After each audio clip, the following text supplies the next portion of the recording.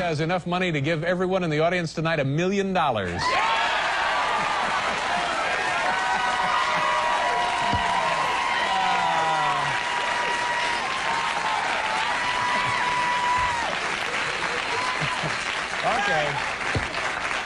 Okay, we'll see what kind of mood he's in.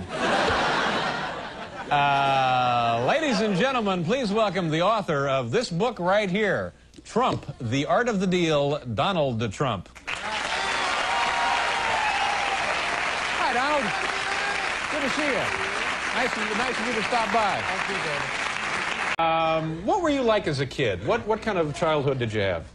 Well, I had a good childhood, wonderful parents, really good parents, and it was a good, solid childhood, I'd say. Very normal in a lot of respects, but a very, very solid childhood. Yeah. From the standpoint of family, you know. Are you a driven person? Did you jump out of bed in the morning and just... I don't think of myself as driven. I'm fortunate. I don't need lots of sleep like some people, and some people don't. I don't need that. I would say that I'm somebody that enjoys what I do, and I enjoy it so much that perhaps I do it well. But I really enjoy what I do. I don't like to think of myself as driven. I don't like to think of myself really as ambitious. I just enjoy what I do, Dave. Is what you do something you've always wanted to do? I know your father was and still is a real estate developer. My father was in the real estate business, and I've been in that and other businesses and different things. I like what I'm doing. I just enjoy what I'm doing. I love the real estate business, and I love the other businesses that I'm in. Could you have done it without your father as a support system, both emotionally and financially? Did he help you out when you were starting? The emotional was very important. I learned a lot from my father, more than anything else. I learned a lot. My father was out in sort of a tough business in Brooklyn, Queens, rent-controlled property and various properties, and it wasn't a great business. It was a good business, and he was a solid guy and a bright guy. And I learned a lot from my father. And I think in terms of support, that would be the #1 thing that I got from my father. Have you had failures, big failures? Well, I don't look at failures as failures. I think a failure is something that you really want to learn by. I would say that I haven't had too many, and I want to keep it that way. I like keeping What's the biggest bath you've taken on a deal? I don't know if I can answer it yet. I mean, let's see what happens. So far, I've been very fortunate. But, I mean, we've all been fortunate. Markets have been going up other than a few weeks ago. Now, did you get hurt in the stock market then? Not particularly, but I think everybody gets hurt because when you lose $1 trillion or whatever throughout the world, I suspect everybody's hurt indirectly. I'm in the real estate business. You sell apartments, you sell this, you sell that. Perhaps people don't have as much. Everybody gets hurt by that, David. Let me ask you one more of these silly questions, and I promise after we do the commercial, we'll go on to other topics. Then we're going to get serious, right? Well, I didn't say that. What would it take, what kind of a hit would it take to get your attention where you would maybe need a drink? Where somebody came in and said, Don, we got some bad news. Woo!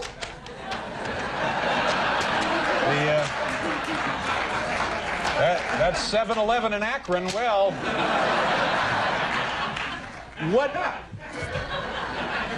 Hopefully, David, I wouldn't be in a position where I'd have to take that kind of... I know that. I know. We're just pretending. I just want to tell you that. You act like you're running for something. No. All right, we'll do a commercial. We'll let him think some of these over and try and get a straight answer.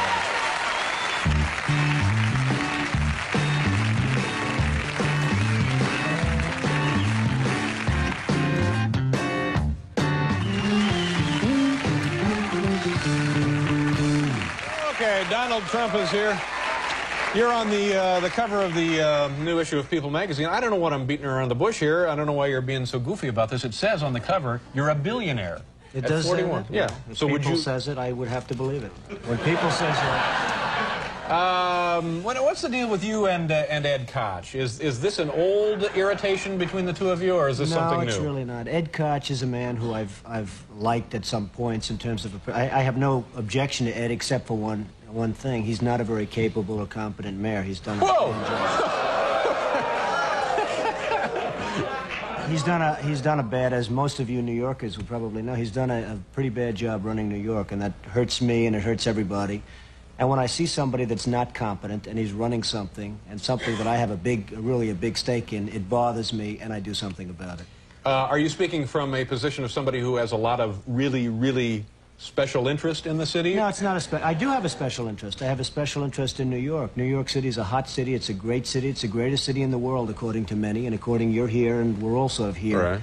And I hate to see some of the things happening with New York that have happened under the Koch administration. So I hit him pretty hard in the book. But I hit him fairly in the book. I hit him very fairly. Yeah. Probably very hard in the book, but very fairly. Is it kind of a pointless defense to say that this city is so big that it is actually unmanageable to a certain extent, and he's doing the best he can, sort of just tending it day to day? No, I don't think so. I mean, I hope that's never a defense of anybody. I did the Woolman skating rink in 4 months for $2 million or $2.5 million. They started 7 years before that and were unable to build it. I think they spent something like $15 million. This is a huge ice skating facility in Central Park, which the city was... 7 years. 7 years. 7 years, they could not get it open. They could not build it, Yeah. and we did it in 4 months. So, you know, you say, hey, it's big and everything else, and give them a little bit more time, but the fact is, that's a disgrace. The zoos are a disgrace. The subways, the schools.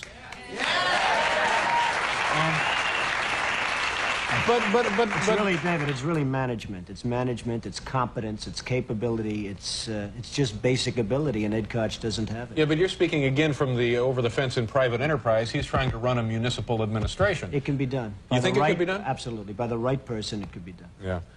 Any thoughts? I mean, would you want to be mayor of this city? No, I wouldn't want to be mayor.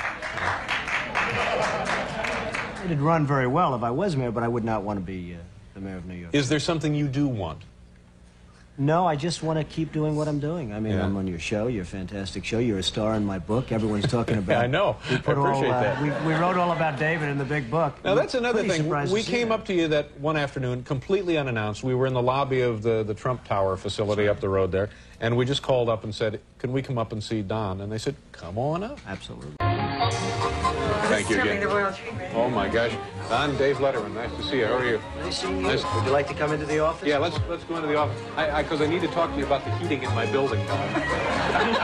Don, where is Doug Flutie, for heaven's sakes? Doug! Where the hell do you have him? All right, I have one more question, and then we're out of here. It's the middle of a Friday afternoon. You didn't know we were coming. Absolutely. You said, come on up.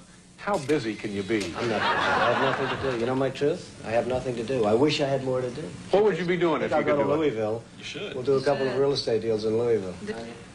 There's a spot over here down on the carpet. Look into that. Thank you very much. Bye-bye. All right, let's get out of here. Don't touch anything. Let's go. Let's keep going. That's about it. And after this, you're pretty much on your own. Nice meeting you. Take care. Have a good time. Thank you. Bye-bye. Bye-bye. Keep your hand on your wallet. Absolutely.